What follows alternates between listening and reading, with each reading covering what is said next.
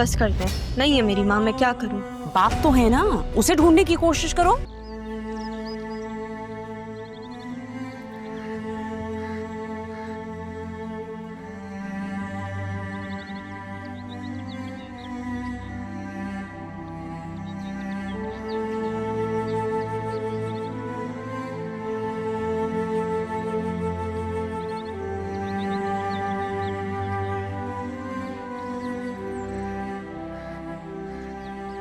जब से गई हो जिंदगी में कुछ भी अच्छा नहीं रहा। कितना ढूंढा है तुम्हें। मैं जानता हूं मैंने तुम्हारे साथ क्या कर डाला है। मुझे तो शायद रब भी माफ ना करे, क्योंकि असल मुजरिम तो मैं तुम्हारा हूं। जब तुम्हारा साथ नहीं मिला था तो तुम्हारे लिए दीवाना था, और जब मिल गई तो मैंने खुद से जुदा कर दिया। घर से तो धक्के देकर निकाल दिया था तुम्हें, लेकिन दिल से निकाल नहीं सका। घर में तुम्हारी जगह नरमीन तो आ गई, मगर दिल में तुम्हारा मकाम ना पा सकी। तुम्हें और नरमीन में जमीन आसमान का फर्क है तारा। बस पहचानने में गलती हो गई। काश मैं उस वक्त इतना बुज़दिल ना बन जाता तो आज तुम मेरे साथ होती। मैं तो तुम्हारी जिंदगी में सचमुच धोखेबाज साबित हुआ, फिर सजा तो बनती है ना। जिंदगी है तू,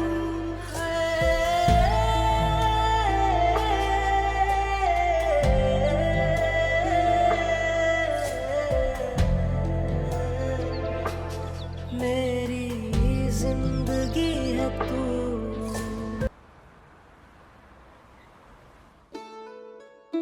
आउच! क्या हो गया है? खाना खाओ ना। तुम खाना खाओ। खा रही हूँ मैं भी। क्या हुआ, सब ठीक है?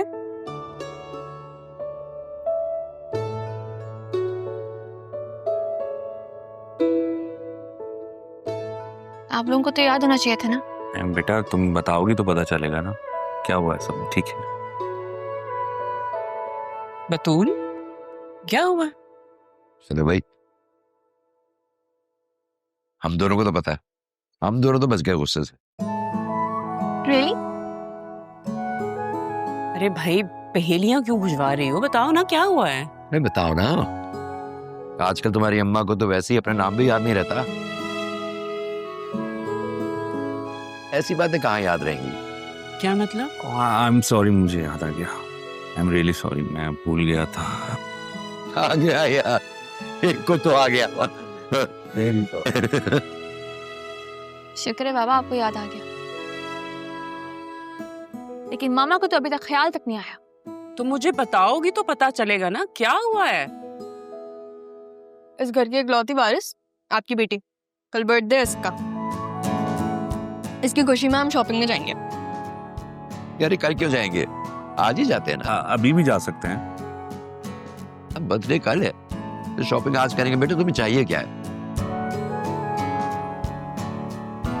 वो इसे ना, राहा के पास वो जो एक पाजेब है वो और एक चेन है, वो बड़ी अच्छी लगी थी, है ना?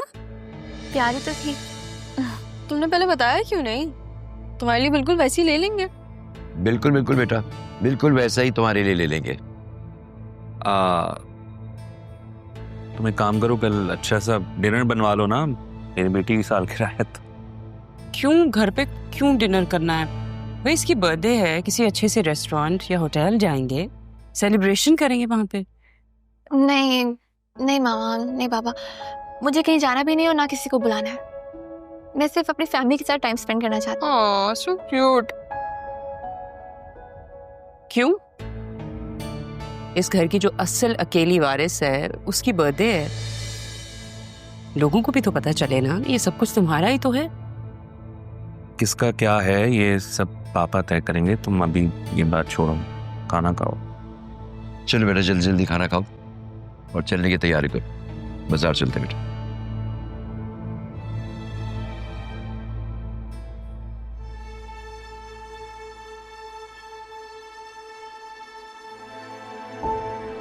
इतनी लंबी लंबी नमाजें, इतनी सारी दुआएं, कैसे करती हो तारा?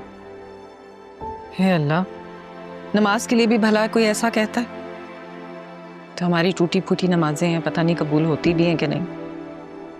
अच्छा, सच सच बताना, ये दुआ में क्या मांगती हो? बेटा ना?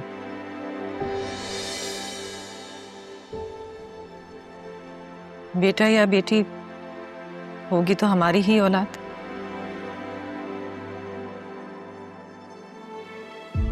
नहीं तारा, इस बार से ना अम्मा ने बहुत आस लगा रखी है।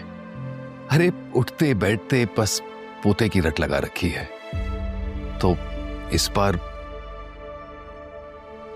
मेरा मतलब है पिछली बार की तरह मायूस मत करना, इस बार नहीं। ये क्या कह रहे हो कबीर? तुमसे पसंद की शादी करके अम्मा ने जैसे तैसे करके बर्दाश्त तो कर लिया। अब अगर पोते की ख्वाहिश है तो मैं क्या कहूं कि पोती से सब्र कर लो। और वैसे भी तुम कुछ साथ लाई नहीं तो। कभी कभी तुम्हारी और अम्मा की बातें सुनकर मुझे बहुत खौफ आने लगता। तुम्हें क्या मुझसे पहले जैसी मोहब्बत नहीं रही? मोहब्बत का क्या अचार डालूंगा? हो गई मोहब्बत, कर ली शादी, अब क्या औलाद की ख्वाहिश ना रखूं? तुम क्या चाहती हो कि मेरी औलादे नरीना ना? बोलो, बताओ। और ये जो लंबी लंबी नमाजें पढ़ती हो ना, ढेर सारी दुआएं मांगती हो, आज के बाद सिर्फ और सिर्फ एक चीज के लिए मांगना, और वो है अम्मा की ख्वाहिश। देखो, तुम मुझसे पूछ रहे हो कि मैं तुमसे मोहब्बत नहीं करता। तुम खुद बताओ, क्या तुम्हें मुझसे मोहब्बत नहीं?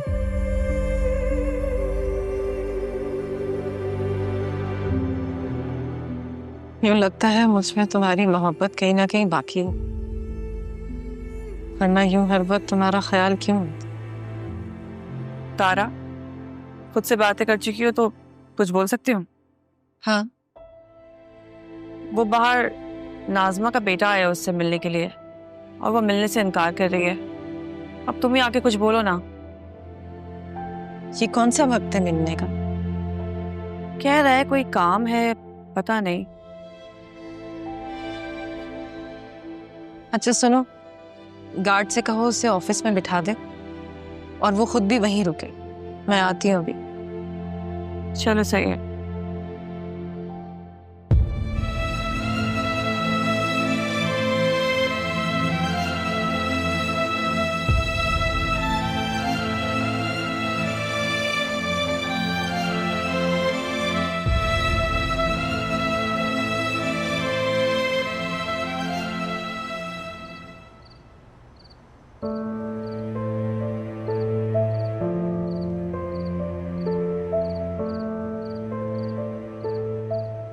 नाज़मा आपा, आप यहाँ क्या कर रही हैं? अंदर आए ना ऑफिस में।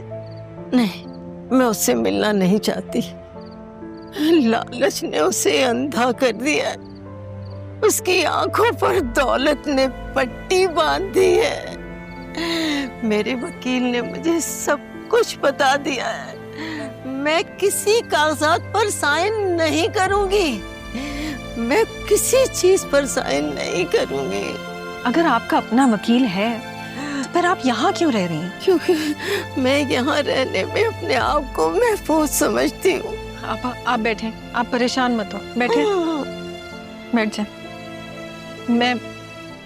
मैं बात करती हूँ, ठीक है?